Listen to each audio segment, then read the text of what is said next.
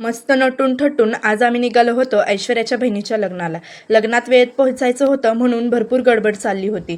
गडबड करत लग्नाला पोहोचलो तर तेथे हळदीचा कार्यक्रम चालू होता. हळदीचा कार्यक्रम पार पडल्यानंतरून जेवण करायला घेतलं. जेवणात पुरी भाजी, शिरा, वरण भात असं छान मेन्यू होता. खरंच जुन्या दिवसांची आठवण झाली. इकडे या चारही बहिणी 4 दिवसानंतरून भेटल्या होत्या, पण त्यांचं असं काही खेळायचं काम चालू होतं जसं की त्या 14 वर्षांचा वनवास भोगून एकत्र आल्यात. मग छान लग्न सोहळा कार्यक्रम पार पडला. भरपूर गर्दी असल्यामुळे नवरी आणि नवरदेवाचे व्हिडिओज काढता आले नाही. हे ना थेऊरमध्ये असलेलं माझ्या माहेर घरच्या कुलदेवीचं मंदिर आहे, आई मुक्ताबाई मातेचं, आणि हा लग्न सोहळा याच मंदिरामध्ये पार पडला. लग्न झाल्यावर इकडे ऐश्वर्यासोबत आणि माझ्या मावशीसोबत छान फोटोज आणि व्हिडिओज काढून घेतले होते. आम्ही घरी यायला निघालो होतो म्हणून मी इकडे राहीला घेतलं आणि राहीना तिच्या मम्मीला बाय बाय करून माझ्यासोबत घरी यायला निघाली होती.